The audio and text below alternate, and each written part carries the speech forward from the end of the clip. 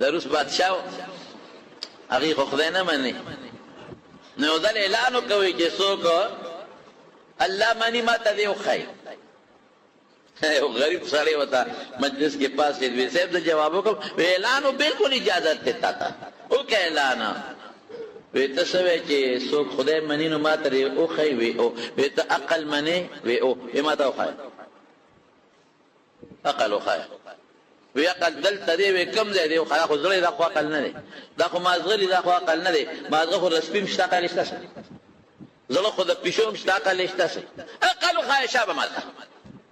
عقل معنی تیم معنی دنیا معنی چې عقل عقل عقل عقل عقل عقل وښایه ما ته عقل. وی دلته پروت دی که نه؟ پروت خبره ده راوباسه ما ته وښایه په لاس کې که نه؟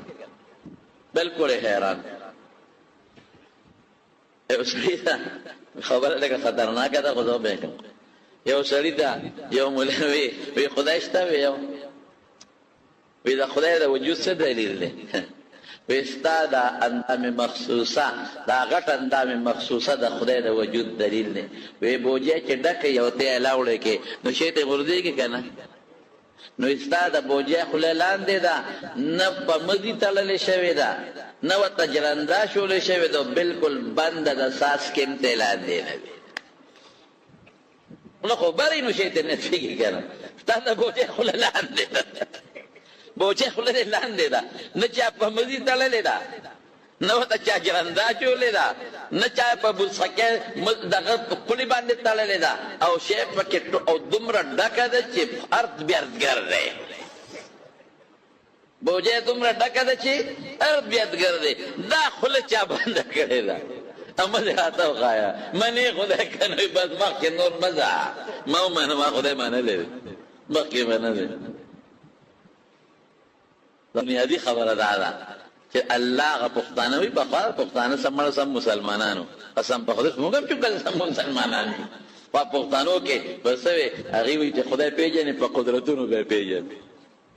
دا پښتنو وي ګرمۍ نه به یې پېژنې چې دا ګرمي خو چا راوستې ده، یخنۍ نه به یې پېژنې چې دا یخني خو چا راوستې ده، د انور نه به یې پېژنې چې د انور کې دا ګرمي چا پیدا کړې ده، د کائناتو نه به یې پېژنې. او د خپل وجود نه خورې یو شی خورې او په دوو لارو باندې وځي، په یو لاره په یو شان وځي، په بله لاره باندې متیازې وبوځي. او که دا یو هارون الرشید نه یو چا تپوس وکړو، وی هارون الرشید بادشاه نه تپوس وکړو، وی که چېرته داسې یو ځای کې ته بند شي چې تا ته اوبه نه میلاوي او تا ته څوک ووایي چې زه دله یو ګیلاس اوبه در کوم خو دا نیمه باچۍ راکړه، وربکې؟ هغه وایي چې زه مرم په باچۍ څه کوم، ټوله رانه پاتې ده چې زه مرم، تندې د لاسه اوبه بلکل نشته، داسې ځای کې ګیرې، نو چې زه مرم ټوله باچۍ بلکل به دا نیمه ورکړم خو چې ما له ګیلاس اوبه راکړي. وی ښځه نیمه خدای ورکړه، هغه د له ګیلاس اوبه درکړې، اوس یې هغه اوبه دی، اوس کله هغه د خېټه کې ونښتې، مدیا درې بندې شو، هغه وځي نه او چلتکې یې جوړې کړې چې مدیا دې بندې دي بندې دي بندې دي. اوس ورته کیتیتر دی خلک ورپاس کړي که نه، د متیازو په ځای نوبت یې وباسي، متیاز یې وباسي، دا شی خو نو. اوس تا ته یو سړی راشي او هغه درته څه وایي او وایي دا ګیلاس اوبه در نه وباسم خو دا باقي نیمه باچۍ راکړه، څه به کوې؟ نو چې زه مرم او څه نو زه به باچۍ څه کوم، دا نیمه باچۍ به ورکړم خو چې ما نه ورڅخه متیاز یې وباسي. وی پته ولګېده چې د ټولې بادشاه قیمت د یو ګیلاس اوبه دي، یو ګیلاس اوبو باندې نیمه ورکوې او د یو ګیلاس په اوښکو باقي نیمه ورکوې. نو څونه ګیلاسونه موږ له خدای پاک راکوي، څومره خشته اوبه موږ له خدای پیدا کړې دي. دغه چې د اوبه د حکومت په اختیار کې نه خوړو خو سر خوړلی دی، سره د چینو مینو او سره د غوړو مڼو هغې خوا دې سر خوړلی دی. خدای په موږ خپل رحم وکړي، خو چې د اوبه د حکومت په لاس کې نه وي، که د اوبه د حکومت په لاس کې په کنټرول یې درکول بیا ولې څه کړل، او که سا د حکومت په لاس کې چې موږ هوا کم اخلو، والله چې به جلجان دی خو 15 شپېته ګیرنه په یو وخت کې سا راکاږي نه به څه کوو. دی به مې په غونډ په دا حکومت خرڅوو چې تاسو له بناتونه وایي مهرباني وکړئ خو دلته ماتم کې دی به دله نعتونه وایو، دی به دله صفتونه هم کوي او شعرونه هم وایي، خو دی بلان هم خلاص کوي. خو جلجانه دا خدای څومره لوی نعمت دی، نعتونه وایي صرف د رسول الله مبارک صفت کوي، صرف د پیغمبر مبارک صفت کوي او نور په سترګو نابینا دی. لیکن قسم په خدای پاک داسې خدای روزي ورکړه چې داسې به یو خان هم ونه ګوري. د جلجان داسې دی داسې روزي خو امین ورسره ناست دی ټوله د هغه وخوري ته چې روزي دلته ور مخامخ کړي بل یو ځای کې ناست وو چې موږ ډوډۍ بنده کړه خلاصه مو چې بچرجان ته مې وکړه د هغه ډوډۍ کې هر څه هر قسمه نعمت و خو چې دا راختم بچرجان ته صرف د روجو بوساړه پرته وه دلته چې روجو بوساړه پرته وه بچرجان ډوډۍ دې وخوړه ویې خورم که نه مې امین نه ډولر څو وویله او ته چې بوساړه د روجو تا ته یې ښودې زما ورونو رزق جون عزت ذلت اولاد بچي دا ټول د چا په لاس کې د الله په لاس کې ورنه کوو موږ به لویې نه کوو او موږ به د اسلام په دې درې واړو میدانونو کې د اسلام خدمت کوو ښه یو میدان زما وجود دی موږ به کوشش کوو چې په خپل وجود اسلام راوړو دې کې به کوتاهي ما کې د دنیا شته زه به اول دا کوشش کوم دویم به د اسلام دپاره کوشش کوم چې معاشره کې زه داسې ژوند تېر کړم چې زما نه ګاونډي ته رشته دار ته ښځې ته بچي ته لور ته مامسایه ته افسر ته نیک ته زما نه ضرر نی د نیک نه زمیندار ته د افسر نه کلاسپور ته ضرر نی او درې میدان عمل وسي زما ورونو अब د حکومت په سطح چې د حکومت په سطح به داسې نظام له زه کوشش کوم خیر په دې درېیمه به انشاءالله بله جمعه خبره وکړم د اسلام درې میدان دي زما وروڼو څو درې بې میدان د اسلام دا زما دا نفس دی زه به په خپل نفس اسلام نافظ کوم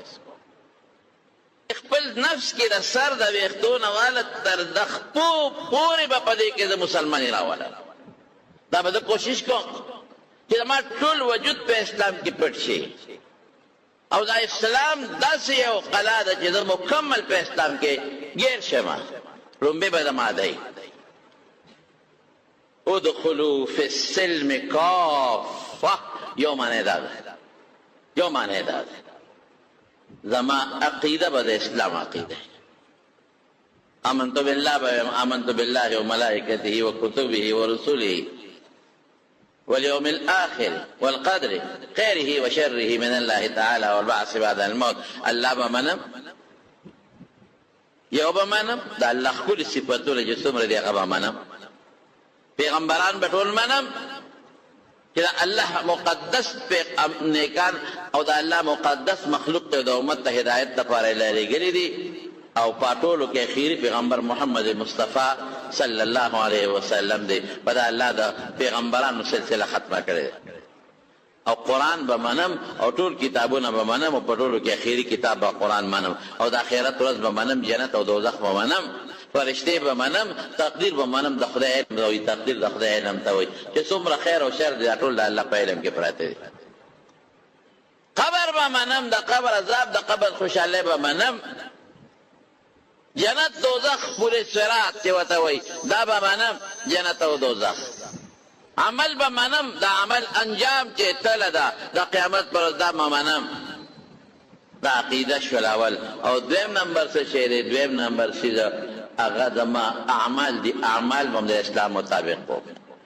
منځ به نیس کوم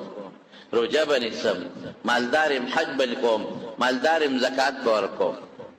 دا زما اعمال دي نیک عمل وکوم د ګناه د عمل نه به ځان ساتم نیک عمل هغه چې الله او رسول ما ته ښوولی دی هغه کوم مال یې خوښ کړی دی کوه به کوم ګناه هغه چې الله او رسول ما له نه ده خوښه کړې وي ځان دې ساته هغې نه به ځان ساتم دا عمل شو اخلاق به م ښه ساتم اخلاق به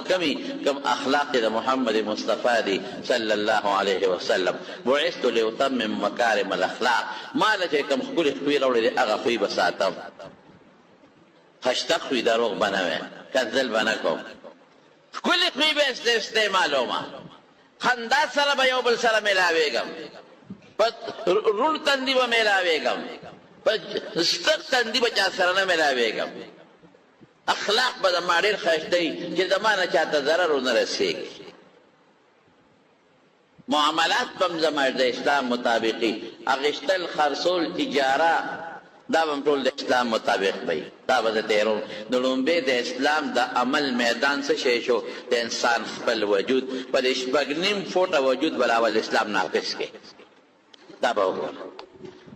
حتی که د مارونو زما وجود څه کې زما لباس به هم د اسلام مطابق وي زما لباس به هم د اسلام مطابق وي زما شکل به هم د اسلام مطابق وي تا هم ځان پوهېږې په دې خبره زما شکل به د انګریز مطابق نه زما جامه به د انګریز په شانتې نه زما جامه به د اسلامي به د انګریز په شان به نه انګریز تیار نه چې زه به ټی ناچم انګریز چې که څنګه سر ویښته پرېږدي هغسې به نه پرېږدم انګریز ګیره خپرېد ښایي زه به خپرېدم زما د پیغمبر سنت دی شکل کې به د پیغمبر په شان دی ډېر خلک دلته بعد بېوقفان یو خبره کوي دا په دې فیسبوکونو راځي ډېر قامقال خلک وایي تاسو وایئ چې د انګریز دغه دي دا څه ورته ویلې کېږي ټیانې دي او د انګریز پلانکې دی او پلانکې دی وایي د انګریزانو څیزونه خو تاسو پیدا اخلئ که لوډ سپیکر انګریز جوړ کړی دته فایده اخلئ پکې دله کافر جوړ کړی دی اے سی دله کافر جوړ کړی ته فایده اخلئ موټر کافر جوړ کړی ته پکې ګرځئ پول د انګریز جوړ کړی ته پې د پاسه ځې دارو د انګریز نه راځي ته استعمالوې ډېر خلک دا وایي ډاکټر د انګریزانو کتابونه ګوري ډاکټر پې جوړ شي انجینر د انګریزانو کتابونه ګوري انجینر ته جوړ شي جز د انګریز جوړ کړی ته پکې حج او عمرې له ځې او دې خواوې داري خدای دا قامقال خلک دي مونږ وایو چې انګریز دله کوم شی جوړ کړه د هغې استعمال منع نه دی خو به مسلمان یو شی جوړ کړي انګریز به استعمالوي انګریز به یو شی جوړ کړي مسلمان به استعمالوي هغې منع نه دی انګریز به کپړه جوړه کړي زه به جامې جوړ کړم زه به کافن ملیله جوړ کړم مسلمان به یو شی جوړ کړي انګریزانو ملکونو ته به ځي هغې به ترې فایده اخلي دا خو په شریعت کې منع نه دي یو څیز دی زموږ علما وایي چې نن دې زمانه کې به د اسرائیلو جوړ شوی شی نه استعمالوي د فرانس جوړ شوی شی به نه استعمالوي ولې هغه ستا پیغمبر پسې نښتې دي هغه ستا د پیغمبر د سرکاري سطح باندې توهین کوي او خاکې جوړوي او اسرائیل ستا مسلمان د بیت المقدس پسې نښتې دی نو د هغوی ایشیدونه مه استعمالوه مطلب یې څه دی چې د هغې مصنوعات ته استعمال نه کړي چې د هغې معیشت کمزورې شي د هغې پیسه لاندې لاړه شي او دنیا ولې چې څوک جوړ کړي او خرڅ کړي نو دله د هغې ګټه راځي او چې کوم دکاندار دکان واچي او سامان یې نه خرڅېږي نو هغه ګټلی نه شي هغه ورو بربادېږي نو پرېږده چې دوی څیزونه جوړوي او مسلمانان یې نه اخلي چې معیشت یې کمزورې شي طاقت یې کمزورې شي ځکه دا ټول طاقت د اسلام او د بیت المقدس او د حضور پاک خلاف استعمالوي نو پخپله که زه د انګریز لوډ سپیکر جوړ کړی دی استعمالوم انګریز ګړی جوړه کړې دا چې هم پروا نشته دا په شریعت کې خو منع نه دي حضور پاک د شام د کافرو د ملک چوغه راغلی و رسول الله مبارک اچولی دی د شام نه راغلی ده هغه وخت شام کې کافرانو او حضور پاک استعمال کړی ده هغه خو منع نه دي نو بیا ټی بل شی دی ځان پې کا رسول الله مبارک فرمای من تشبه بقوم فهو منهم د کافرو هغه شعار به نه استعمالی چې هغه استعمالی بیا به هغه شان شي هغې سره به ځان نه مشابه کې نو به بېوقوفان خري خره په فیسبوک او دا قصې به جوړې کړي دا مولیان تاسو وایي د انګریز چې جپټۍ هغوی چې ما چوه اوږدې کالر یې هغه استعمالوي نو مې استعمالوه هغسې نو د هغوی څیزونه خو ته استعمال قمقله د هغوی څیزونه استعمالول جدا دي او د هغې په شان جامه اغوستل جدا مسله ده د هغې په شان شکل جوړ جدا مسله ده د هغې په شان وجود جوړول جدا مسله ده د هغوی څیزونه خو ته استعمالولی شي د هغې یو پابندي نشته خو پیغمبر به استعمال کړي په شکل به هغسې نه جوړی حضور پاک فرمایي من تشبه بقوم فهو منهم چا چې د کوم قوم سره ځان مشابه که هغسې شو رسول الله مبارک له دوه کسان رال استازي و استازي او ګیرې خریلې وې حضور پاک ته مخ واړه ځان د ښځو سره مشابه کې ځان د کافرانو سره مشابه کې رسول الله مبارک چې مکه مکرمه کې نو د مکې خلکو به څه چل کوو پته راته شته د مکې خلکو به په سر کې لاره ایستله د سر کې به دغه کوو دا څه ورته ویلې کېږي لاره ایستله او د یهودو د مدینې خلکو به په سر کې نه هغوی به په سر کې دا بل شان بیاړو لاره به ایستله لار پکې مونږ وباسو که نه او یهودیانو په مدینه منوره کې نیغ ویښته اړو لاره به پکې نه ایستله نو پیغمبر اسلام مکه مکرمه کې هغه بلار په سر کې ناچولا سر کې لاره ولې د مکې مشرکانو سره په ویښتو کې یو شان والے راځي تشبیه راځي. د شیخ الحدیث حضرت مولانا محمد ادریس صاحب په ښکلي او بهترین اواز باندې د اسلامي واقعاتو او مختلفو بیانونو اورېدلو دپاره زموږ د یوټیوب چینل ځان سره سبسکرایب هم کړئ او ملګرو سره یې شیر کړئ. چې مدینې ته لاړ هلته یهودیانو بیا سر نه غاړه په ګومند باندې لار به یې نه ویستله نو بیا هلته سر کې لاره وویستله. ولې اوس د مکې مشرکانو سره تشبیه نشته هغه لرې دي مدینې والا سره تشبیه راځي په ویښتو کې دوی سره تشبیه نه کوي. ولا ترکنوا الى الذین ظلموا فتمسکم النار کافرانو ته به نه مایل کېږي اور به دې مسه کې. نو په دې خبره لږ ځان پوه کې بعضې قومه قلبي وقوفاني هغوی څه وایي هغوی بزرګ ته وایي د هغوی څیزونه استعمالوي او د هغوی جامو پورې ټول جامې جدا شی دی او شی جدا شی دی د هغوی شکل به نه جوړی د هغوی په شان جامه به نه استعمالوي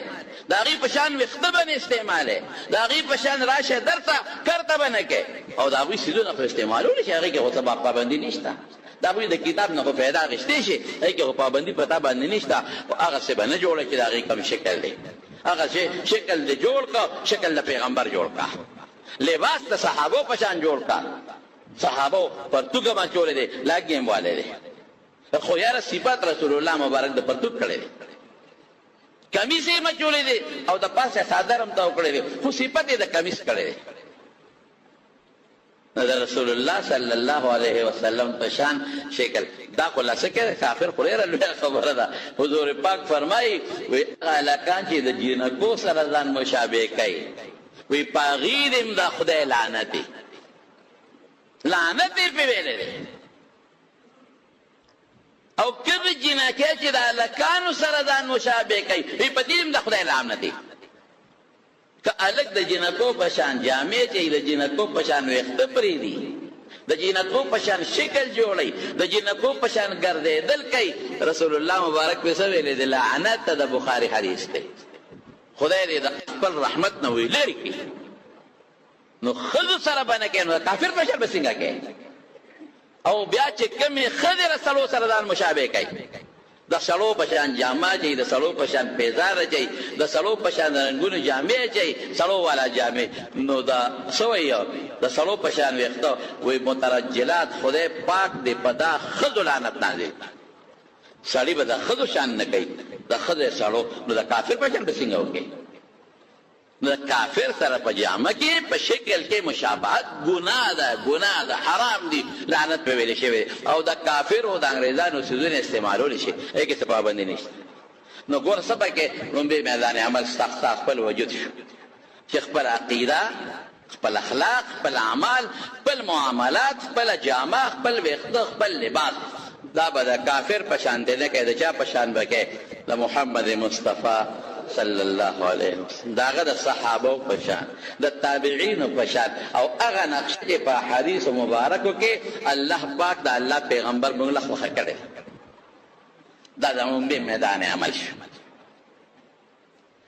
میدان عمل څه شی دی دویم میدان عمل معاشره ده چې موږ کوم ځای کې اوسېږو هلته به اسلام راولي څنګه دي زه به داسې ژوند تېروم چې ګاونډي ته زما نه ضرر نه زه به داسې ژوند تېروم دا پېژنم چې ښځې سره ښه سلوک وکړم ښځه خفه نه کړم د ښځې حق به پوره کوم ښځې سره مې ژوند دی بچو سره مې ژوند دی بچو سره د بچو پلار سره ژوند دی د ګاونډي سره ژوند د زمیندار سره ژوند د زمیندار د نیک سره ژوند د همسایه سره ژوند د همسایه د نیک سره ژوند د افسر د ماتحت عملي سره ژوند د ماتحت عملي د افسر سره ژوند تربوروالی کې ژوند په ګاونډ کې ژوند دا دویم میدان عمل دی اسلام به په دې کې نافذ کوم په ځان به نافذ کوم او په دې کې به نافذ کوم څنګه چې ګاونډي ته به زما نه ضرر نه رسېږي دا اسلام هم نافذ کوم کنزل به نه کوم ګاونډي ته ستغه به نه یم ګاونډي ته بې ځایه به ټوپک ورپسې نه رالم ځمکه به ترې نه نیسم دکان به ترې نه نیسم ګاونډي ته ښځې ته به کنزل نه کوم د پلار په کور به یې نه بندوم دا زما اسلام دی دا به زه نافذ کوم په دې خپله معاشره کې دا زما د لاسه دی دریم میدان عمل څه شی دی؟ حکومت.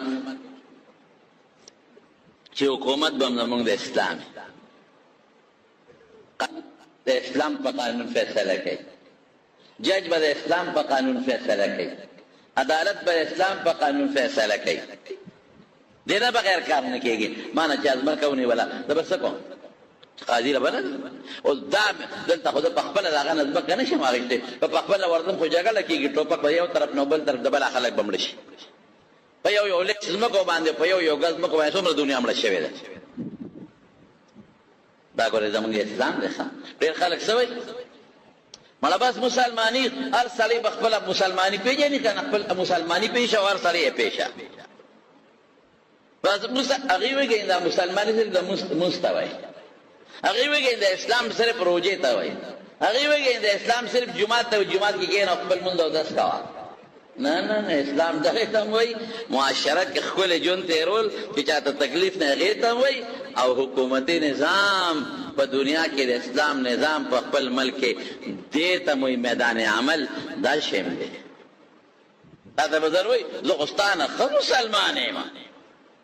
ښه مسلمان او قل هو الله احد به نه ورته ما ته، او چې ته ورته وایې دا کار ولې کوې؟ دا زما او د خدای معامله ستا په دې کې څه دي؟ دا زما او د خدای معامله ستا په دې کې څه دي؟ نه نه نه نه نه، بعضې څیز ستا او د خدای معامله ده، خو مال هم پکې دخل شته. که دلته یو جینۍ په دې لاره کې بربنډه ګرځي، دا به وایي زما او د خدای معامله ده. ستا او د خدای معامله ده، خو زما ډېر لوی لکان تباه کوې. دا ستا او د خدای یوازې معامله نه ده. یو سړی و هغه سره چوکه وه، اړقولی د بل پوزه یې پرې وواله، چې د بل پوزه یې پرې وواله، بس هغه ورپسې راغی او د خان و ګیلاس ورکړه او ښه مضبوط دې ځمکې له راوبغاو او ښه پرې د پاسه وخت. خدای دې بې خو بس ما پوزه یې ماته کړه. او ورته څه وایي؟ وایي ظالمه لاس زما، چوکه زما، اختیار زما، پوزه بچ کوه که نه؟ لاس زما، چوکه زما، وایه اختیار ما نه خدای اختیار راکړی په دې چوکه کې چې اړه وراړه، نو ته یې خپله پوزه بچ کوه که نه؟ هغه ته څه وایي؟ وایي لاس هم ستا، چوکه هم ستا، اختیار هم ستا، خو ستا اختیار چې زما د پوزې د سر له راورسي دلته ختم شي، بیا زما شروع کېږي. ستا اختیار چې زما د پوزې څوکې ته رانږدې شي که نه، بیا څه شي؟ ختم شي، بیا چا شروع کېږي؟ زما. نو لاس هم زما، خپیم زما، او تا اوچتولم زما اختیار، او په ځمکه را بغولم زما اختیار. ځان بچ کوه که نه؟ دا خو داسې نه کېږي. هلک به دلته ګرځي او په میدان کې به جامې وباسي، پرتوګ کمیس او په دې کندې په دې غاړه به چکرې لګوي، او که ته ورته وایې دا بربنډ ولې ګرځې؟ زما او د خدای معامله ده، ستا پکې څه دي؟ زما شته چې دا مازدیګر ده لوه، زما شته د دنیا جنکۍ او ښځې په دې لاره باندې دي، هغه په فتنه کې چې ښځې به ستا عورت ته ګوري. ډېر خلک به راته دا وایي. زمانو رسول الله صلی الله علیه وسلم دا ټول څیزونه چلولي دي. حضور پاک مبارک دا هغه ذات اقدس خو پرېږده، هغه مونږ ته ښوولي دي چې اسلام به په خپل وجود څنګه نافظ کړي، اسلام ژوند به د معاشرې سره څنګه تېری، او درې به یې راته دا ښوولې ده چې حکومت به د اسلام په کومه طریقه چلی. رسول الله صلی الله علیه وسلم په خپله پیغمبر هم دی، بادشاه هم دی، قاضي هم دی، جرنیل هم دی، داعی هم دی، دعوت هم ورکوي، معلم هم دی، استاد هم دی، او لویه مدرسه چلی د هغې مدرسې محتمم هم دی چې موږ ورته محتمم وایو. صفه مدرسه چلی. پیغمبر مبارک ته خو په مکه مکرمه کې چې د مکې کافرانو سره دا جنګ جګړې زیاتې شوې، د رسول الله صلی الله علیه وسلم خپل تره و ابو طالب، ابو جهل هم ناست دی، عتبه هم ناست دی، شیبه هم ناست دی، دا د کافرانو چې کوم مشران ټول ناست دي. دوی په جرګه راغلي. ابو طالب حضور پاک مبارک ته وایي ترې ډېره زیاته مینه وه د حضور پاک سره، دلته به د عقل کار پرس پرېږدي، ډېره زیاته مینه یې وه. دومره مینه وه د حضور پاک مبارک سره چې د هغې څه انتها نه وه. ولې نیکه د حضور پاک عبدالمطلب چې وفات کېده، پیغمبر مبارک خو د پلار نه یتیم پیدا شوی دی، وفات نه پس پیدا شوی دی. نو هغه تربیت کو چې مړ کېده وي زما د دې نوسي د دې محمد ورې څوک شته نه، ابو طالبه د بچو نه به زیات خیال ساتي. ابو طالب اسم په معاشره کې به خلکو قدر کو، د عزت په نظر به ورته خلکو کتل. ابو طالب راوغوښته، دا ټول ناستو، ویل واره یو خبره درته کوم، دا ټول قوم دی راغلی تا سره مذاکرات کوي او یو جوړه وساره وکړه. کاکاجي دوی څه وایي؟ دوی وایي چې که چېرته دې بادشاهي غواړي موږ بادشاهي ورکوو، د دې ټول عربې بچا کوو. که دې ښځه غواړي دې دې ګوته کېږدي په کوم قوم کې کوم لور باندې موږ ورکوو. یوازې داسې نه ده چې ګنې موږ د ده نه یېرېږو، په دې ورکوو چې دی ښکلی ځوان دی، خشتا لږ دی، هوښیار دی، موږ له فخر دی چې زموږ لور او زموږ خور د ده په نکاح کې راشي. که دې مال غواړي که نه، د خولې نه دې ووایي موږ ټول د مکې ګردونوه خلک پیسې ولره ټول چنده وله کوو، مال وله ورکوو. ورواره دا دریو خبرو کې یوه خبره خوښه کړه، دا قوم دی راغلی دی، نور زم ګورې بس تنګ شوی یم، ستړی شوی. ما اوسه پورې ستا مضبوطه دفاع وکړه، نور واره ستړی یم، نور طاقت نه لرم، د دې قوم سره جوړه وکړه. رسول الله صلی الله علیه وسلم ورته ډېره عجیبه خبره وکړه، وایي دا خو لا ښځه ده، مال دی، حکومت دی. او دوی راته لا بله هم وایي چې موږ دې نه منې کوو، خپل دین دې چلوي، خو زموږ خدایان دې نه چیړي. خپل دی وایي دې چې څه وایي خپل دین، خپل منځ کوي او خپله چې څنګه عمل کوي، دې پیشه کارې پیشه، موږ به په هغې پابندي نه کوو چې ته ولې خپل دین چلی زموږ دین نه انکار کوې. کله د ملګري دي هغې ته هم غږ نه کوو، خو صرف زموږ خدایان دې نه چیړي، د هغې بد دې نه وایي، د خپل دین او زموږ خپل دین منې کوي نه. پاک وفرمایل ښځه راکوي، مال راکوي، بادشاهي راکوي، وایي زما دې په هغه ذات قسم چې زما ساه د چا په لاس کې ده، چې په دې یو لاس کې را لنور کېږدي، په دا بله کې سپوږمۍ کېږدي، چې دا الله ما ته څه ویلي دي چې د دې نه د ویښته برابر انحراف نه کوم، دا پرې نه ده. دا خیال دی چې ګنې دا هر څه ښه دی د کوم، د دې دا خیال دی چې ګنې دا هر څه زه مال او دولت د کوم، د دې دا خیال دی چې ګنې دا هر څه زه بادشاهي د کوم. نه نه نه، ما ته خو الله یو میشن را کړی دی وغه دا چې زه یو یم، مال شریک نشته، زه یو یم، مال شریک نشته. الله ما ته دا او دی ویلي دي چې ووایه خلکو ته چې الله یو دی، او د الله نه علاوه چې څوک د بل خدای مني هغه ته مشرک وي، هغه ته کافر وي، دا به سرعام دا خبرې کوي. ما ته خو الله دا اعلان کړی واصدع بما تؤمر، چې زما له طرف نه درته کوم اډر دی ټوله هغه چلاوه. زه به صفا ویم چې الله موجود دی، ولا شته والله یو دی. که څوک وایي چې نشته مقابله به کوم، زه به صفا ویم چې الله یو دی. که څوک وایي دوه دي مقابله به کوم، ما ته الله ویلي دي، زما ساه پکې لاړه شي لاړه دي شي، زه مړ شم پکې پروا نشته، خو دا به زه خامخا کوم. اکاجي ته تنګ شوې د قوم نه، تاسو که دلته تاریخ وکړه ډېر به حیران شئ. رسول الله مبارک وژړل، سترګو مبارکو نه اوښکې لاړې په دې باندې چې زما یو ډاډ خو زما دا تر و، اگر چې د دین جدا دی، مذهب جدا او زما جدا، خو دا زما ډاډ و، او هغه ډاډ هم زما نه لاړ ختم شي. ابو لهب خو مې ترو، خو کافر دی او په ما په کاڼو غزارونه کوي. دغه یو تره مې دی چې د هغه په وجه د بچې مو زما خلک خیال ساتي، هغه تره م رانه لاړ، نو سترګو مبارکو کې اوښکې وګرځېدې او شی کړله. وایي کاکاجي تا نه مجبوره کوم، ښه تا ته ما د اسلام او د ایمان هدایت لاره ښولې ده، په تا نه مجبوروم، که ته د قوم نه مجبوره خیر دی، تا نه زه سما څه ګیله نشته. او داسې روان شو، د دې سترګو مبارکو نه اوښکې راوتې. هغه خو وروارو لکه بچي غوندې ساتلې. تعال یا محمد صلی الله علیه وسلم، دلته راشه بچی، دلته راشه راشه. ته څه وایې چې ستا پرېږدم، دې خلکو ته به دې پرېږدم، اگر چې ستا دین جدا او زما دین جدا، چې زه دې خوښۍ کوه د دې لاس خلاص ته دې خلکو زه به دې شاته ولاړ یم تر مرګه پورې واصدع بأمرك لم تصبك عدادة حتى أؤسد في التراب دفينا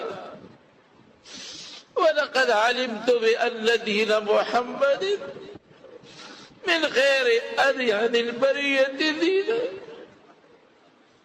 بما تبدأ جد محمد دين بنولو دينو کی بہترین دین دے او تکڑش کھولا ویلان کوا مچے کھولا ویلان کوا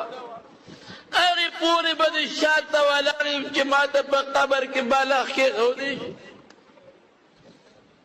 اس پہرا قسمت کی ایمان نو اللہ اکبر رسول اللہ مبارک دا مرک مواقع ورتکینا ہم دا ابو جہل او دا کے گیتا پیر نستو ویروار کاکا جی دا کلمہ ہوا ہوا دا کلمہ وقت گیرا تپٹ ہوایا زبدہ خدای پریز باقی قصید لسامو وگورے کہ ایمان نہ بغیر لاڑے مازر اسم دیتا آج سولا خولی نعمت تا مگرول مگلا اللہ را اسلام خود نعمت مگو شاعتا غرزو لے مگ مسلمانی پریخی دا او چې څوک راته د مسلمانۍ خبرې کوي موږ وایو دا مولا د خپل قبر کې سملې د خپل قبر کې سملم زما ته دین وښایه ماله ستا نه ښه دین راځي دا د قبر خبرې را موږ بېلې کوو ما چې د زمیندار ته ویلي چې ماله ستا نه ښه زمینداري راځي هم نه پوهېږم ما چې ته لوار ته ویلي چې ستا نه ښه چاکوان جوړولی شم نه صفا هم نه پوهېږم ما چې د ترکان ته ویلي چې ستا نه ښه دروازه جوړوم نه نشم جوړولی ما ما کار نه ستا کار دی نو ته دا ولې وایې چې مولا صاحب ستا نه ښه دین ماله راځي ته په څه پوهېږې ته راشه قرآن شریف یې وایت درته ایکدم ما ترجمه وکړه د حضور پاک یو حدیث درته یې موږ ترجمه د فقر یې مسلې تپوس ته نه کوم زه ماله جواب راکړه ته څنګه وایې چې ماله ستا نه ښه دین راځي ټوله ورځ په دې فیسبوک دا خلک دي مولیانو پسې نښتي چاته به عیسایي ونه ویلې چې د خپل پادري پسې لګیا دی وګورئ فیسبوکونه چاته به د یهودیانو یو یهودي ونه ګورئ چې هغه خپل ریب او خپل مولا پسې لګیایي وګورئ دا فیسبوک چاته غیر دینه به ونه وینئ چې خپل مذهبي بشر پسې لګیایي وګورئ دا ستاسو د خپل باسوا ستاسو د دې خلکو نه د دې فیسبوکونو د دې نیټونو نه ټول ورځ په مولیا پسې خنداګانې مولا پسې خبرې مولا پسې خبرې شیطان دین حق دی هغه حق نه دی هغه دینونه دا حق دین دی نو شیطان لګیا د حق دین مقابله کوي او چې کوم د کافرو په نقش قدم روانې د هغوی په زړه کې د علماو د مدرسو د ګیرو د پټکو سپکوالی راولي حضور پاک ورته وایي کاکا جي زما دې غوږ کې پټ ووایه زه به بیا خدای زه به وایم چې الله زه پې کویم بل څوک مه کوه ویرواره اوس به سبا خلک وایي چې دا ترې ویرېده هر وخت ګیرواره ویرېده نو ما ته پیغورونه کوي د مرګ نه پسم نو که دا ملامتي او پیغور نه وی که نه نو ما به ستا سترګې یخې کړې اوس به مې دا کلمه ویلې وه او هغه ابوجهل هغې شیطانان ورته ویې ګورې د پلار نیکه دین نه دی وانله هغې کې د سا ووته نو چې سا ته وته نو حضور پاک خو د پلار په ځای با کاکا جي هغې پورې به دله زه بخښنه غواړم چې تر څو پورې زه خدای نه یم مړې کړم بخښنه به دله غواړم نو الله وایي انک لا تهدي من احببته ته څوک جنت ته نشي بوتلی اسلام چا باندې په زور نشي پړه کې وردت نه کولی لاره بخې خلکو ته رات الطریق شي ورته او بیا الله پاک فرمایل قرآن شریف کې آیت نازل کړ ما كان للنبي والذين آمنوا ان يستغفروا للمشركين پیغمبر او مسلمان به مشرک له بخنه نه غواړي بس ولو كانوا اولي قربا ګر چې رشتہ دار ولې نه دي ولو كانوا اولي قربا من بعد ما تبين لهم انهم اصحاب الجحيم چې وته پته ولګي چې دا دوزخ ته لاړ او کافر مړ شو نو بخنه باندې غواړي ابراهيم عليه السلام وما كان استغفار ابراهيم لابيه الا عن موعده وعدها اياه. ابراهيم عليه السلام چې پلار له بخښنه غوښتې و آزر لا هم مشرکو وی وعده ورسره کړې وه چې بابا هغې پورې به دله بخښنه غواړم چې خدای نه منې کړې. فلما تبين له انه عدو لله تبرأ منه ان ابراهيم لأواه حليم. هغه چې الله منې کړه نو بس بیا پلار له بخښنه نه غوښته. مشرک یې ایمان څومره لوی نعمت. کپلار دې د دنیا بد عمله تیر شوي خو چې مسلمان مړي نو دعا ولا غوښتی شي، صدقه کولی شي ثواب وربخلی شي، نفل کولی شي ثواب وربخلی شي، او تلاوت کولی شي ثواب وربخلی. کافر یې څه به کوي؟ په مکه مکرمه کې د ناستو مزړی ځانخانې سره هغه شکل د مکې مکرمې د جومات اوس ختم شوی دی. یو خشته غوندې تلاوت یې کوه د قرآن شي. نوجوانو داسې 13 کالو به ډېر خوشحاله نو ما نه خلکو د مسلو تپوسونه کول، یو بل چا به یې دعوا وکړي نو ما به په جمع دعا مې وکړه بیت الله مبارک.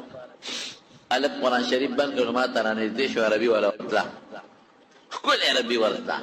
نو ما ته وي د کوم ځای عربی کې؟ ما زه خو د پاکستان یم. وی دونو ما ته هم پته ولګېده څه کار کوې؟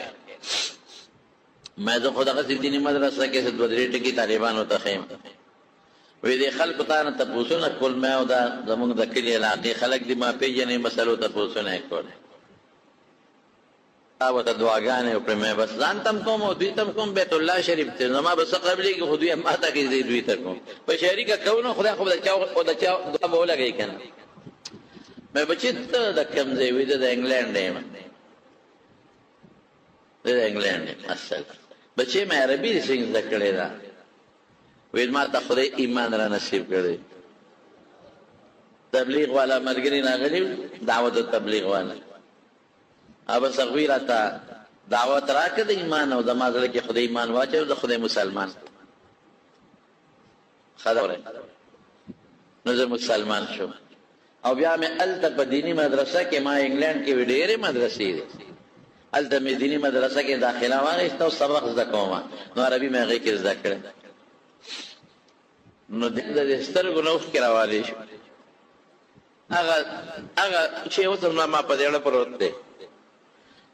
ما ته وایي چې زما مور او پلار کافران مړه شوي دي، په کفر تللي. نه،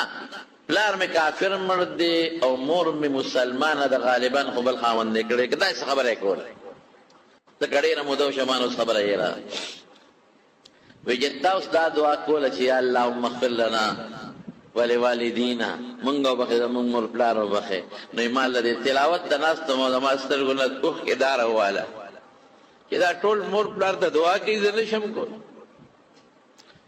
زه ما وبخښې خدایه مسلمانان ټول یادوم، خو مور پلار ته کې له جرو رسم بس فل سټاپ دغه ځای نه زه مخکې نه شم دی. ولې کافر مړ دی، الله قرآن کې وایي کافر له وبخښنه نه غواړي. ډېر رسوله خدای په مونږ احسان کړ. موږ ځان لم دعا کوو، پلار لم کوو، مسلمان مړ دی، مور لم که مسلمان هم مړه ده. دا د خدای څو ځل لوی فضل دی. نو کبر د وجې نه ډېر خلک بیا خدای نه مني، خدای نه انکار کوي. ډېر خلک خدای نشته. یو سړی یو ډاکټر و، هغه به وی خلک راشي او ما له علاج وکړه چې ما خدای پاک جوړ کړي. چې زه جوړ شم نو چې زه وله دارو ورکړم او دارو خوري جوړ شي نو بیا وی خدای جوړ کړم. هلکه چې خدای جوړولې ما له ولې راتلې؟ دا سپکې خبره. لږ چې مونږ مالدار شو که نه، لږ د موټرګي خاوندان شو، لږ د بنګلې خاوندان شو، بیا زمونږ شان خطی. بیا اسلام او مسلمانی او ملا او جماعت خورستو خبره د قسم په خدای دین او اسلام پورې خلک ټوکې کوي. ګیرې پورې خلک ګیرې پورې ټوکې کوي. دا چج د ځنې ناندې وې ځان کړی دی په سر باندې. دا دومره لوی شی پلانکې شی دی په سر د پاسه یې ښودی دی، پټکي پورې ټوکې کوي. د اوږدو جامو ته دې ګوره، ځان پورې جامې راښکاږي او عمل ته دې ګوره. لکه عمل مې خدای ښه کړي که نه؟ ته زما سنت لباس پورې ولې ټوکې کوې؟ څوک د سپیاکو لړې لاس کې نیولې دی، تسبو ته د سپیاکو لړ وایي. هلکه سپیا کې ته هغه دانه چې الله پې یادېږي هغې ته ته د سوټې دانه وې سپیا که خو د سوټې نه جوړی مسته مسلمانه مسته مسته سم شه ګورې او کیره ونیولې قسم په خدای کرې ته څوک خلاص کړي بیا د الله د دین د اسلام په دایره کې دننه جوړ تیر جون تیر کمال او دولت نشه کړې دا دې نه پکارېږي ګورې سم شه کیره ونیولې خدای پاک ونیولې قسم په خدای با چا سره به ملاقات هم نه کوې کور به پټ ناستی بیا چې خدای دې نه ونیسي چاله به بار هم نه روځې کور به بیا ناست دی بچي به هم در باندې شرمېږي څوک به در سره میلاوی هم نه باباجي نه غل متیا دې په کټ کې بیږي باباجي نه متیا دې روانې دي باباجي نه بوی روان دی بیا به در سره څوک میلاوی هم نه سب شی د خدای پاک خو لوی ذات دی قسم په خدای داسې خلک مې ولیدل په جومات کې ناست یم په قسم یې درته وایم نوم درته نه علم داسې مې ولیدل چې خدای رانیولي دي نه لور خدمت کړی دی نه زوی خدمت کړی دی نه نګور خدمت کړی دی نه نوسي او نوسی خدمت کړی دی اسپتال کې نرسانو ته پرېښې دي تاسو پېښې او خدمت یې پېښې هلته دې سوتی ده خدای د قهر موږ مقابله کوو ان بطش ربک لشدید د خدای پکړ دکړ ډېر زیات مضبوط دی د یو ماشي د خدای مقابله موږ نشو کولی چې جوړ شي بیا خدای جوړ کړم ما له سره راتلی چې وي خدای جوړولې د ای ډاکټره ای ظالمه دا ستا عقل چې پیدا دی او ته پې مریض ګورې دا عقل چا درکړی دی وایه که تاسو وایې الله دا کوم سترګو باندې چې ته مریض ګورې دا چا درکړی دی دا کم نبس چې ته په دې ګوتو ګورې دا ګوتې چا درکړي دي او دا کم ستا په زړه کې چې کم قابلیت الله چولی دی او ته په تبه او ملیریا او دا بل شی ګورې دا چا درکړي دي او بیا چې کم دارو ته دې مریض ته ورکې دا دارو چې د کومو څیزونو نه جوړ شوي دي هغه بوټي هغه معدنیات چا پیدا کړي دي او بیا چې دا ګولۍ ته مریض ته ورکې او معدې ته لاړ شي نو دې پسې تا اندرم پایه کوزه کړې ده دا په دې معده کې ازمول او دا په وینه کې تقسیمول او د دې نه هغه زیاتي فضلات رنګونه د متیازو په لار ویستل دا د چا کار دی دننه خدای لوی نظام جوړ کړی دننه خدای هغه پیدا کړی دی بغیر د بجلی د کرنټ نه پمپینګ کوي او ټول وجود ته وینه اوباسي راوباسي دننه خدای نه پیدا کړی دا هغه جدا کار کوي دا خوراک چې مونږ خورو هلته خدای ګرده پیدا کړې ده د وینې نه ګندونه وباسي متیازو ته یو ګرده چې کار پرېږدي یو ګرده وایه که نه په څونه لکه روپۍ به ګرده لګی یو پړپوس ما وجود کې چې پروت دی پړپوس چې څاروی سړی لاړ کړي نو هغه پړپوس څوک خوري نه سپوتی چی دا پړپوس چې خراب شي زما یو دوست اوس مړ دی خدای دې وبخښي دا هغه غریب د پړپوس بیماري و امریکې ته وړی ما ته ورور په خپله وی ورور هغه ځای نه راپسې ټېلیفون وکړ وی مولانا صاحب دوا کوه هسپتال کې مې داخل کړی دی مې لکه ټیک به شي وی داسې نه ده وی د ده وینې ګروپ او بل چې داسې څوک اکسیډنټ وکړي هلته امریکا کې خلک ډونیشن کوي د دې اندامونو اتیا ورکوي چې داسې څوک اکسیډنټ وکړي چې د هغه د وینې ګروپ او د برابري یوا د هغه د پړپوس سایز او د ده د پړپوس سایز برابري نو دله به ورکوي که داسې یو کس و چې هغې هر چا نه لګي جمدي نه خو ایستی نه شي امري د مړي هغه خو چې کوم مړ هسې مړ شو خو د هغې کېږي نه دی په ژوند به دې وایي چې د ورکوم نو که بلډ ګروپ برابر نو بیا نه لګي ورته که سایز د هغه او د ده برابر نو بیا نه لګي نو مې وبشي کار نو موږ چې کوم هسپتال کې داخله کړې ده 2.5 کروڑ روپۍ پکې داخله کړې ده اخو لاړې هغه نن ریفنډیبل دي دا به ما ته واپس نه میلاوېږي دا نه میلاوي دا لاړې د دې پړپوس د لګولو خرچه د هسپتال خرچه او بیا د هغې نوره چې څونه خرچې میاشتې مې دا ټول به د دې نه علاوه نو چې اوس ګورو به چې ته اکسیډنټ وشي او چا عطیه ورکړي او زما د رور سره بلډ ګروپ او سایز برابري خو به ورته ولګي نه نو مې انشاءالله ما صاحب نه داسې به وشي وایي مونږ 102 نمبر کې یو 102 نه مخکې دي هغه غریب وفات شو بیا هلته امریکا دغسې راوړه په یو پړپوس دی په کروڑونو روپۍ لګي دا یوه سترګه چې موږ له خدای راکړې ده څه شی ده لکه یو سترګه د دې قیمت شته چا سره د یو ګردي قیمت چا سره شته په دې سترګه کې یو نری رګ د قسم په خدای که د آخرت قیمت موږ سره وي ستا لبلبه چې کار پرېږدي شوګر شروع شو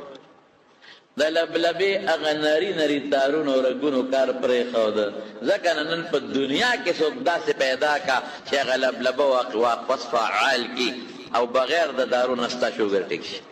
دا قانون دی چې په جهاد کې بې د امیر د اجازت نه به کار نه کوي د امیر تابعداري به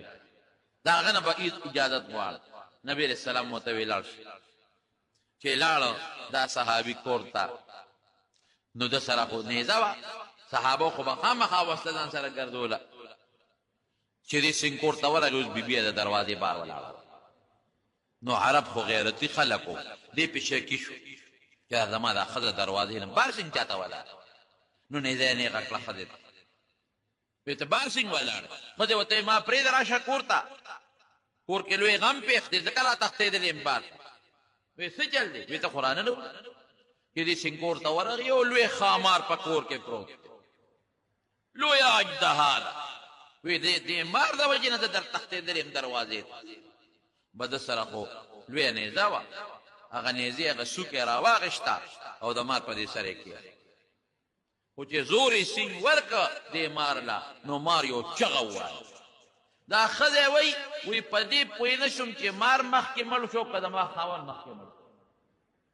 مار هم مړ شو خاوند مې پرېوت دی مړ د خدایا دا شو نبی کریم صلی الله علیه وسلم ته مې الوی بیا چې د الله رسول دقه چلې وکړه مار له په نیزه په سر کېښوده مار هم مړ شو او زما خاوند هم مړ شو په دې پوهېده شم چې کوم یو مخکې مړ شو دواړه یو ځای مړ نبي علیه السلام وفرمایل وی ان لبیوتکم عوامره وی ستاسو په کورونو کې پیریان اوسېږي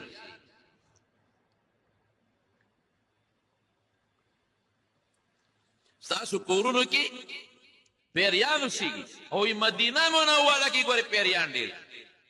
هر قسمه پیریان پکې شته مسلمانان هم پکې شته د نبي علیه السلام نه دین زده کوي او کافران هم پکې شته لکه څنګه چې مدینه منور کې منافقین دي او یهودیان دي دارنګې په دې کافرو په دې پیریانو کې مسلمانان پکې شته انګریزان پکې شته یهودیان پکې شته مشرکان پکې شته هندوان پکې قسم قسم نو چې تاسو کلم کور ته دننه کېږئ او مار هم پکې ولیده تحریج پې وکړئ تحریج څه معنی داسې ورته وایي احرج علیکن ان تخرج من بیتي تاسو د ما د کور وځئ دا ورته وایي یا د نوح علیه السلام او د سلیمان علیه السلام عهد ورته پیش کې اسألکن بعهد نوح وسلیمان ان تخرجن من بیتي یا پښتو کې داسې ورته ووایه چې د نوح علیه السلام او د سلیمان علیه السلام عهد درته مخکې کوم زما د کور دا ورته خامخا ووایه لکه نوح علیه السلام چې کله کشتۍ ته خته ځان سره ماران هم پرې جوړ د هر جنس د حیواناتو له یو ځان سره پرې جوړ نو د هغې نه یې وعده غوښته د مولاد ته به ضرر نه رسوي او سلیمان علیه السلام خو په هر چا حکومت و نو هغه هم د دې پیریانو نه وعده غوښتې را چې تاسو مسلمان ته ضرر نه رسوئ نو دا ورته ور یاد کې ورته ووایې چې په عهد د نوح علیه السلام او د سلیمان علیه السلام د تا نه دا سوال کوم چې زما د کور وځه نو که پیری خو غیب بشي او که پیری غیب نه شو نو پته به ولګي چې دا پیری نه دی بیا مړ کړه کور کې دې مار ولید نو سمدستي پې اواز مه کوه دا اواز ولله اول ورکړه په خبره خو رسېدی که که غیب شو خو خپخه که غیب نه شو که پیری خو غیب بشي او که پیری نو او غیب نه شو نو بیا به ماري بیا مړ به هر کیف دا خندق صحابه کرامو په 6 ورځې کې پوره کړ سره د نبی کریم صلی الله علیه وسلم خو چې خندق سینګ پوره شو نو د 10,000 لښکر راورسېد 10,000 کافرانو لږ نه دي ډېر زیات ښځې ځان سره روستي دي تورې او نیزې او خان او په ډېر لوی جوش کې رالل په داسې جوش کې رالل چې د مدینې منافقان په یره کې پرېوتل قرآن شریف کې الله فرمایي اذ جاءوکم من فوقکم ومن اسفل منکم د مدینې نه په هر طرف حمله وکړه دی خو ساده شو چې په مختلفو طرفونو په څلورو طرفونو به مونږ په مدینه حمله کوو ازداد ذکر شو فوق و اسفل استیعاب ته مراد هر طرف نه حمله بر لاندې هر طرف نه حمله او دې مطلب و چې مسلمانان به ختم کو پرېږدي نه به اذ زاغت الابصار المنافقین سترګې کیری بیرې شي چې دا خو پکې مونږ بروسه ولا بلغت القلوب الحناجر او دا زړونه مړی ته راورسېدل هلکه ویړه مې د خولې لره وړه خولې له نه راځي لیکن دا هغه د تنګش او د تکلیف په وخت کې خلک دا محاورې وړونه خولې له راله وتظنون بالله الظنون او په خدای بدګمانۍ شروع کړه دا منافقانو بدګمانۍ شروع کړه چې خدای پاک خو وی چې زه به د پیغمبر امداد کوم امداد پرې ورسره ونه کړه هنالک ابتلی المؤمنون وزلزلوا زلزالا شدیدا قرآن شریف کې الله فرمایي په مسلمانانو ازمایش را دا یو ازمایش دی ور ازمایش سي کله به مسلمان سخت راځي کله نرم کله بیماری راځي کله روغ صحت راځي کله مړی راځي کله ماشوم پیدا کېږي دا ټول ازمایشونه دي چې په خوشحالۍ کې د خدای حمد ادا کوي او که نه ادا کوي او که تکلیف او غم در راغی نو ته په هغې کې خدای یادوي او که نه غم او تکلیف کې به هم خدای نه یادوي او په خوشحالۍ کې به هم خدای یادوي او چې کوم مسلمانانو کامل هغې وي هذا ما وعدنا الله دا وي هغه دی چې موږ سره خدای او رسول وعده کړی وصدق الله ورسوله او خدای او رسول رښتیا ویلي دي هغې باندې نو غبراهټ نو وما زادهم الا ایمانا وتسلیما د هغې ایمان نور هم مضبوط شو د پیغمبر علیه السلام تابعداري د هغې نور هم کلکه رالل کافران د احد خوا کې خیمې خښې او په دې سوچ دي چې بس په مدینه د هر طرف نه حمله ده او نن به مسلمان ختم خو چې رالل خندق یې ولید حق بک حیران اوهو داسې دي مسلمانان خو په مدینه کې نشته هغې خو د خندق او د غر په منځ کې دیره دي او یو طرف ته غر دی په هغې نه شو راختی بل طرف ته خندق دی اوس به څه کوو به دقسې به راتلل او د خندق په خوا کې په دیره کېدل د خندق نه خو راپورې وتې نه شو 15 ګزه پلن او 15 ګزه جوړ خندق دی اوس به څه کېږي ولې چې په خندق راځي او کودېږي او مسلمان ورته ولاړ دی هغې یې پکاڼي ده په دا سر او که خندق نه راځي او راکودېږي او راخېږي نو مسلمان ولاړ دی غشې ورسره دی په دا غشې یې ولي سی به شل ورځې یا یو میاشت دا کافران دقلته دیره او په دې سوچ کې دي چې موږ څنګه مسلمان ختم کړو هغه حیی ابن احتب چې کوم د بنو نذیر سردار و یهودي هغه لاړ د بنو قریظه و یهودو پسې د بنو قریظه یهودیان په مدینه کې اوسېدل هغې ته ویې راوځي د مسلمان خلاف د بنو قریظه و چې کوم مشر و کعب ابن اسد هغه چې ده ته وکتل حیی ابن احتب ته نو دروازې ورته بنده کړه حیی ابن احتب ورغی دروازې ورته ووله کعبه د دنیا کافر مې راغونډ کړي دی او نن مسلمان ختمو روزه هغه کعب ابن اسد یهودي ورته وی حیی ته وی دا سپېره وی دا مخ دې د سپېرو او وی خیر دې نه دی راوړی شر دې راله راوړی دی هغه وی خیر مې راوړی دی نن به مسلمان ختمو پرېږدو یې نه د دنیا دشمن مې غطفانیان او د مکې خلک ټول راغونډ کړي کعب ابن اسد ورته وی وی قسم په خدای چې ما د پیغمبر علیه السلام سره وعده کړې او ما په وعده کې ډېر باوفا مونته دی او ما ډېر رښتونی مونته دی د خدای روی ونیسه دق مونږ په ارام پرېږده خیر دی ورته لګیا هغه مجبور چې را مجبور یې کړه نو بنو قریظه او یهودیانو خپل عهد مات کړه راووتل نبي علیه السلام ته چا وی چې د بنو قریظه او یهودیان نه مې ملګري لکه د بار نه دشمن را شو د تورنګو خپل خلک هم ملګري شي نو نبي هم ډېر خفه شو نو درې صحابه ولېږل وی تاسو ولاړ چې سعد ابن معاذ رضی الله عنه او سعد ابن عباده رضی الله عنه او عبد الله ابن رواحه رضی الله عنه وی د دې خبرې ما تحقیق وکړي ځکه چې د بنو قریظه سره زموږ معاهده ده نو چې رښتیا وي معاهده ماته کړې ده او که نه دا درې واړه لاړل خو حضور پاک پته وی چې واپس راشئ د خلکو مخکې به ماته نه وایه اصله دا مسلمانان غریبانان ونړقي ونه یریږي چې د بار نه م راغلل او د کلي نه م زموږ خلاف لښکر تیار شو دوی چې درې واړه لاړل واپس رالل نو حضور پاک ته پټ الووي په اشارو یې ورته ووي وی صاحب خپله وعده یې ماته کړې ده بعد عهدي کړې ده د د بنو قریظه یهودیان او اغیم دا کافرو مرګري شو ډېر زیات نبی علیہ السلام خپه پر هم خپه شو چې دا یهودیان ولې زما خلاف دونه سازشونه څه چل شوی ما سره خو یې لیکل کړي دي وعده را سره کړې څه لاړل را باندې لښکرې را واچول او سره د مدینې دې دا چې دي نو دوی دننه راووتل دا به څه کېږي ډېر پیغمبر علیه السلام پریشان او یو ورځ داسې مضبوط جنګ وشو داسې مضبوط چې نبی علیه السلام د ماسپښین لمونځ ونه کړ د مازدیګر یې ونه کړ د ماښام یې ونه کړ د ماسخوتن هم ډېر وخت تېر دی حضرت عمر فاروق رضی الله عنه راغی نبی علیه السلام ته وی صاحب ما خو مونځ نه دی کړی وی والله ان صلیت ما هم نه دی کړی قسم دې که ما هم کړی وی ځای چې دوی چې دا مونځ وکړو نو پیغمبر علیه السلام په دغه ورځ ډېره سخته خیره ورته وکړه وی یا الله د کافرو کورونه او قبرونه د اور نه ډک خدای د کافرو کورونه او قبرونه د اور نه ډکې مونږ خو یې د مانځه نه منې کړو خصوصا د مازدیګر مونځ یې را باندې قضا مازدیګر مونږ ډېر اهمیت لري نو بیا اول د ماسپښین مونځ وکړو قضا بیا د مازدیګر مونځ قضا وکړو بیا د ماښام مونځ قضا وکړو او بیا د ماسخوتن مونځ قضا وکړو یو کافر عمرو ابن عبد هغه راغی او هغه په څه طریقه یو ځای کې دا خندق لږ تنګ نو اسې راوځغله په خندق را پورې وت او چې را پورې وت نو اعلان یې وکړ مقابلې له راشي حضرت علي رضی الله عنه میدان ته ورغی ورته وی څوک یې وی زه علي وی نه ستا مرګ زه نه خوښوم ته کشر یې څوک مشر را میدان ته علي صاحب ورته وی زه دې مرګ خوښوم زه کشر یم خو زه دې مرګ خوښوم نو دا عبد عمر دی ورته د اسنه دا عمرو ابن عبد د اسنه ورته کوز شو چې کوز شو کوزېدو سره دا ډېر بدماش شو کوزېدو سره په حضرت علي غزارو خطوره علي صاحب سره ډالو ځان یې بچ که سر یې لږ زخمي شو او نور بچ شو خو چې سنګ د غزار وکړه او علي صاحب بیا توره اوچته کړه او غزار یې داسې مضبوط ورکړه چې هغه د اوسپنې زغره اچولې وه ځان یې مکمل په اوسپنه کې پټ کړی خو حضرت علي صاحب داسې مضبوط غزار ورکړه چې توره یې د هغه اوسپنې نه م وته او ده نه م وته مردار خدای مردار یو بل کافرو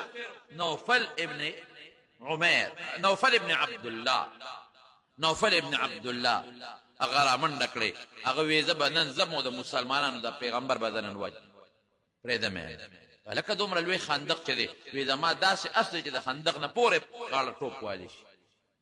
توره یې لاس کې واخېسته او بعیني چې کوم ځای کې حضور پاک ولاړو په دقه دی په خندق راغی او چې څنګه یې اس راوځغلو چې دا به د خندق نه ټوپ کي زما اس او نیغ به په پیغمبر علیه السلام په توره غزار کړو خو چې څنګه اس له ټوپ ورکړه نو اس یې په خندق کې لاندې پرېوته سره د او دا سټ یې مات شو مردار شو چې مردار شو کافر وی 10,000 درهم به درکړو او د دې نوفل دا لاش راله راکړي 10,000 درهم درکو دا لاش یې راکړي نبی علیہ السلام وی د مردار نه زه لاش علم او نه مې دا مردار او نه پیسې لري